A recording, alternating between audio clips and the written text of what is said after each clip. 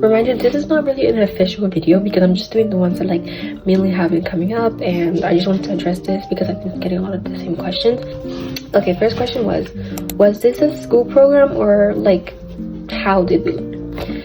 So basically, for summer abroad in Seoul, we weren't at a school like specifically. We were at like a study cafe, and then we had teachers.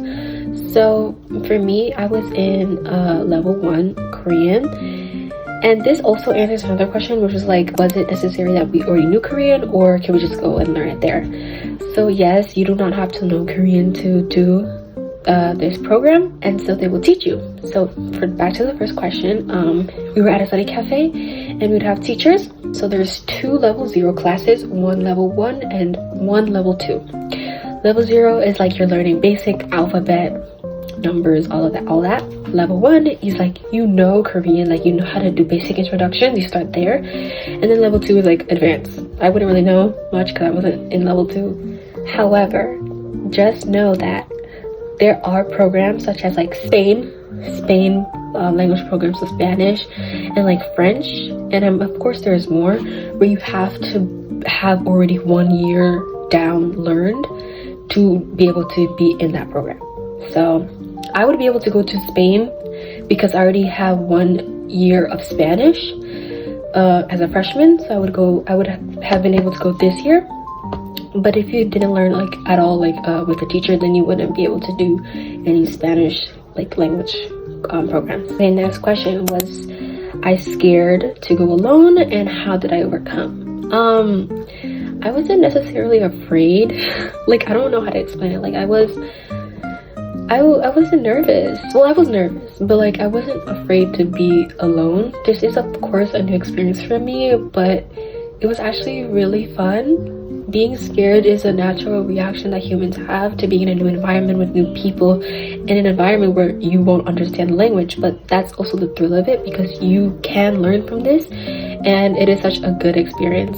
So like some ways to overcome this is like, it's okay because you're gonna go back to your natural environment at the end of the month, but it is such a good opportunity to have, and it's such a good feeling of being scared because you can overcome this with the program itself. The next question is, what made me want to go to Korea? So I like K-pop, I like watching Korean dramas, and so that basically stemmed me wanting to learn Korean, because for me specifically, when I have an interest in something, I like to just delve right into it. Like, I don't know, like I wanted to be able to listen to K-pop and understand the lyrics, kind of. I wanted to watch K-dramas and be like, oh my god, I can read, I can listen to this, I can read this, I can understand without having to use the subtitles. And I'm like, it's really fun. Korean is a really fun language to learn. When I first started learning, I'm like, oh, I love the Hangul. Hangul is really very fun to learn. Like, I was like, it was so much better than learning like Spanish because it's something different. You have a whole new alphabet, and like it's just a whole new experience for me, and I really enjoyed it. Okay, next question. How much did I pay? Okay, this one's like a long one because I have to break it down, and I have broke it down a little bit when I first like started trying to promote me getting money for Korea.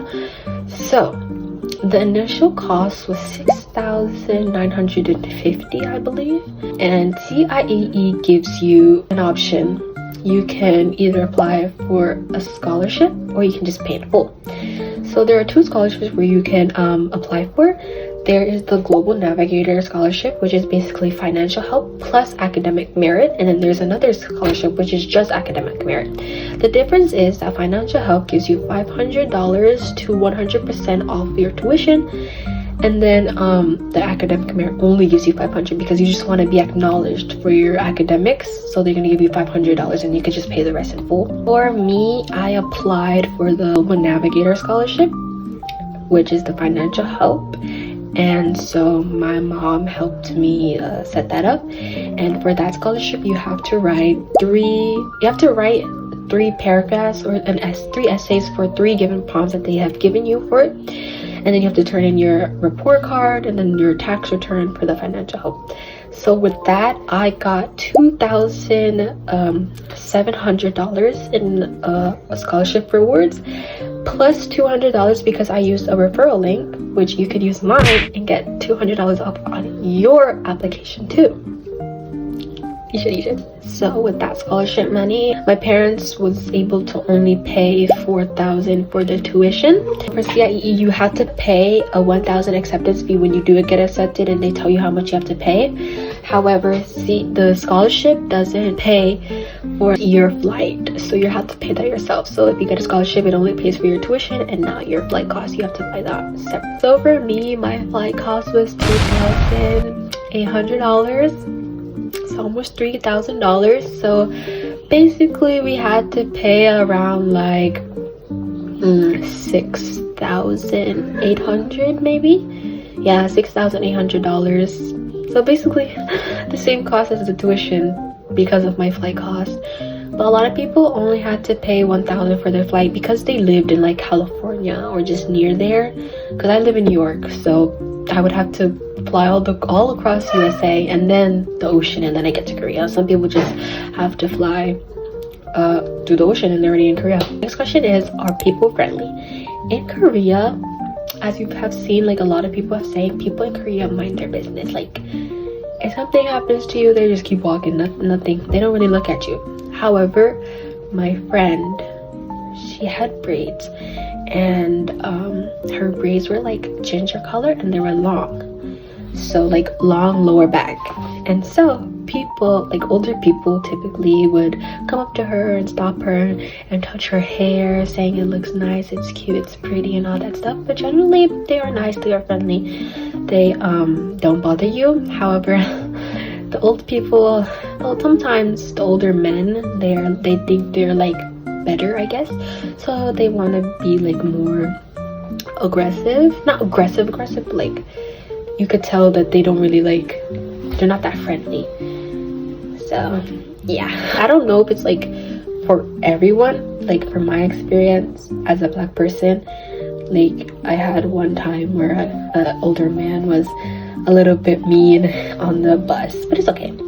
My time was perfect. Next question is housing, and we stay in like a dorm or a homestay. So for all language and culture programs, you stay in a homestay. So that means you would stay with a local family for a month, and you would live in their house in one of their rooms.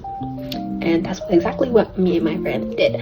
We stayed with this mother and her daughter, but her daughter was older, so her daughter was there for a week and then she left to go on her vacation because her stay was overlapping with ours. So we saw her for a week, and that was good. Some people stayed with a mother and her child and her children. Some people stayed with a couple, older people, younger people. It doesn't really matter. However, a lot of other programs, so like topic programs, or like for Korea, the K-pop version, you would stay in a hotel, but that would only be for 3 weeks. Language programs last for 4 weeks. Now the next question is, someone asked me, was it worth it? I think it was so worth it, not only because I was a freshman, or I was 15 years old when I was able to do this program. It was also a good opportunity for me to learn independence and navigating the world on my own. I live in New York, so being in Korea really reminded me of New York with how busy it is and the streets and the people, kind of. But it was a good experience in teaching me about myself, about people, languages, cultures, everybody else around me. Like I would totally do it again. I really miss Korea. Like I've been getting like I just miss it so bad. Like I want to go back, and hopefully I can do it again this year, because this was such a great experience. Like I would recommend it to anybody and everybody, because it is a once-in-a-lifetime experience to be studying abroad in another country without your parents by your side to guide you, because this is what you're going to do eventually when you go off to college. So you better get a head start now. The next question is, what did we do? So for the language program, we would get to the center or get to the study cafe at 9 a.m. and then we would have 3 hours of language class, and then after that we would have 1 hour lunch, and then by 1 o'clock we would do our cultural activity. It depends on the day and depends on the week what you do. But I think the first week we did fan making and we did coaster making, and we were doing whatever, and we did game board cafe, and we did escape room. And then on the weekends we went to Nami Island, we went to the Hanbok village, we went to Lode World, and then the last weekend we were there we had our fruit time, so it was really fun. No one asked me how much did I spend. Genuinely, I really don't know how much I spent because I brought $300 in cash and I used up all of that, so I guess 300 plus, because I had my credit card, and my parents said I spent a lot of money, but they didn't tell me how much I spent. So let me just estimate 600. No, that's probably more.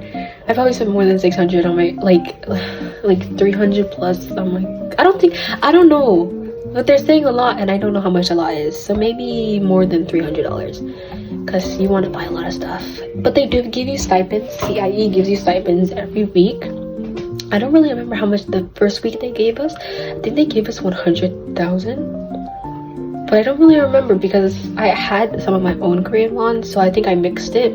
But they give you like 70,000 for like I think they give you 70,000 for like the bus and all that, and then after a while they drop it down to 60 or 50,000 every week. Another question is housing with friends. So me and my best friend was fortunate enough to be housed together, because in your application you can request if you want to be housed with a specific person. However, it's not guaranteed that you will be housed with said person, but me and my friend were able to be housed, so that also ties in with the question was the housing experience. Me and my best friend had a really good housing experience. The mother, she was really nice to us and she loved to feed us a lot. If we said we're full, she'll tell me 많이 먹어. 많이 먹어. So like even if I was full I would still eat because like the food was good. The food was so good and I really miss Korean food. But she would cook for us every night, like every night. There was maybe once or twice where we had like takeout because she kind of got home later, but it was still so good and I really miss Korea.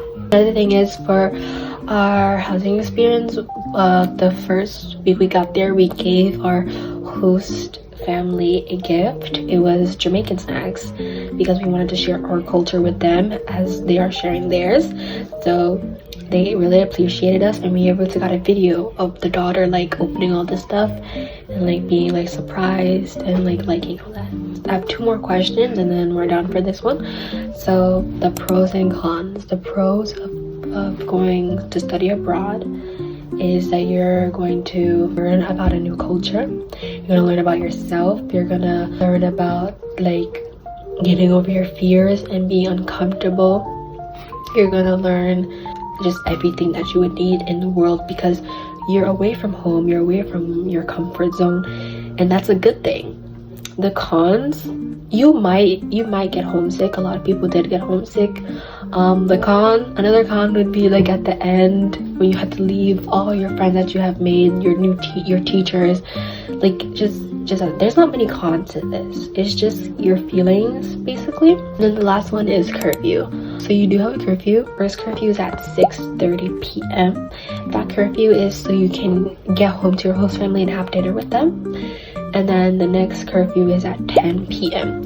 So from 6:30 you can go out until 10 p.m. which is your final, where you have to be home. And for that they would have to do a like a challenge, not really a challenge, but like by 10 p.m. you have to send in a photo with a prompt that they give you, and if you don't then you're gonna basically get disqualified from any other activities for the week if you keep doing it and it's repetitive. That's the curfew. If you have any other questions, I can answer them. I am currently editing my YouTube video for first day and like my plane ride, which unfortunately I only was able to record 1 video of my whole time in Korea, which was the plane ride and a little bit of the first day, and I'm so sorry. I literally had no storage like at all, and I could only really take pictures, and I feel so bad because I promised everybody that I was gonna make videos of my time there, but then again I was also really awkward. Thank Thank you for watching, guys.